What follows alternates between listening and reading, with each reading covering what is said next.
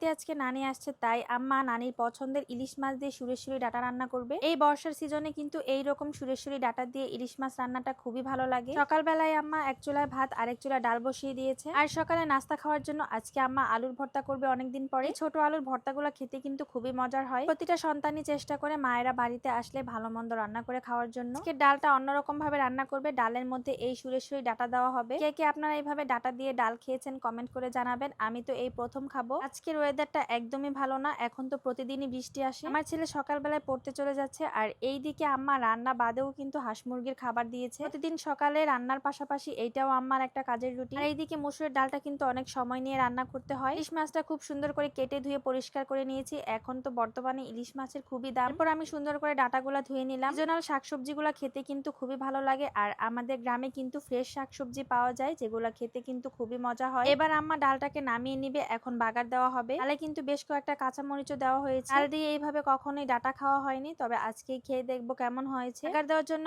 আম্মা কয়েকটা রসুন কেটে নিল। এবার কড়াইতে পরিমাণ মতো তেল দিয়ে রসুন দিয়ে এখন একটু ভাজা ভাজা করে এটাকে বাগার দেওয়া হবে। ডালটা বাগার দেওয়া হয়ে গেলে কিছুক্ষণ জাল করে এবার এটাকে নামিয়ে নেওয়া হবে। ডালের কালারটা দেখে কিন্তু বেশ ভালো লেগেছে এবং দেখে মনে হচ্ছে এটা খুবই ভালো হয়েছে। এবার আম্মা ইলিশ মাছটা রান্না করে নিবে। আম্মা বলেন ইলিশ মাছ যত অল্প তেল মশলায় রান্না হয় ততই স্বাদ বাড়ে, কারণ ইলিশের একটা নিজস্ব ঘ্রাণ আছে। কড়াইতে তেল দেওয়ার পর অল্প পরিমাণে পেঁয়াজ দেওয়া হয়েছে, সামান্য পরিমাণে আদা রসুন বাটা দেওয়া হয়েছে। আম্মা তো বলতেছিল আমরা আগে মাছ রান্না করতাম তখন আদা রসুন দিতাম না। আগেকার দিনে ইলিশ মাছের কিন্তু অনেক ঘ্রাণ থাকতো, একবারই রান্না করলে আরেক বাড়িতে ঘ্রাণ পাওয়া যেত। এবার আম্মা হলুদ মরিচ লবণ সবকিছু দিয়ে কষিয়ে নিল। সামান্য পরিমাণ পানি দিয়েছে, এখন এই পানিতে ডাটা আর আলুগুলাকে কষিয়ে নিবে। তরকারিতে 2টা আলু দেওয়া হবে, কারণ শুধু ডাটা খেতে কিন্তু একদমই মজা লাগে না। এবার আম্মা ডাটাগুলো দিয়ে দিয়েছে, এখন সময় নিয়ে একটু কষানোর পালা। আম্মা আমাকে সবসময় বলে তরকারি রান্না কষানো যত ভালো হয় ততই স্বাদ হয়। এখানে আম্মা আলুর ভর্তা বানানোর জন্য শুকনা মরিচ ভেজে নিচ্ছে, আর এখানে সয়াবিন তেলের পরিমাণটা একটু বেশিই দেয় আম্মা। আমরা যেহেতু ঝাল খাই তাই শুকনা মরিচের পরিমাপটাও ছিল একটু বেশি। এইদিকে ডাটা আর আলুটা কষানো হয়ে গেছে, এখন পরিমাণ মতো ঝোলের পানি দেওয়া হবে। বর্ষার সিজনে বাজার ভরা থাকে এইরকম লম্বা লম্বা সুরেশ্বরী ডাটা দিয়ে যে কোনো শুটকির তরকারি খেতেও ভালো হয়। ইলিশ মাছ দিয়ে যে কোনো মাছ দিয়ে খেতেও খুবই মজা লাগে। এর মধ্যে আম্মা বেশি করে পেঁয়াজ কুচি দিয়ে দিয়েছে। আমার শাশুড়ি হাতের এই আলুর ভর্তাটা যে একবার খাবে সে ফ্যান হয়ে যাবে। এই আলুর ভর্তাটা এতটা বেশি মজার হয়। মরিচ ডলে নিচ্ছে, আর এই দিকে নানি নাতিনে মিলে আমরা আলু ছিলতেছি। নানিরা বাড়িতে আসলে মাদেরকে কিন্তু সহযোগিতা করে একটার পর একটা। যদিও বয়সের ভারে তেমন কিছু করতে পারে না, তবে চেষ্টা করে মেয়েদেরকে সাহায্য করার জন্য। এখন তরকারিতে ইলিশ মাছটা দিয়ে দেওয়া হবে। আজকে কিন্তু ইলিশ মাছটা কাঁচাই রান্না হবে, যেহেতু টাটকা মাছ ছিল তাই আমরা আর ভাজবো না। প্রায় সময়তেই আমরা এইভাবে কাঁচা মাছ রান্না করি, আমাদের ইলিশ মাছ ভাজারও প্রয়োজন হয় না, কারণ এই মাছটা এইভাবেও স্বাদ লাগে অনেক। এবার এখানে আলুর ভর্তাটা করে নেওয়া হবে। তরকারিটাকে আম্মা এবার একটু ঢাকা দিয়ে দিবে, তরকারি কিন্তু একটু তাড়াতাড়ি সেদ্ধ হয়ে যায়। এইদিকে আলুর ভর্তাটাও বানানো হয়ে গেছে। এই ভর্তাটা যে কি যে মজার হয়েছিল প্রায় নিশ্চয়ই চেহারাটা দেখেই বুঝবেন। এখন এটাকে আমি ঘরে গিয়ে রেখে আসবো।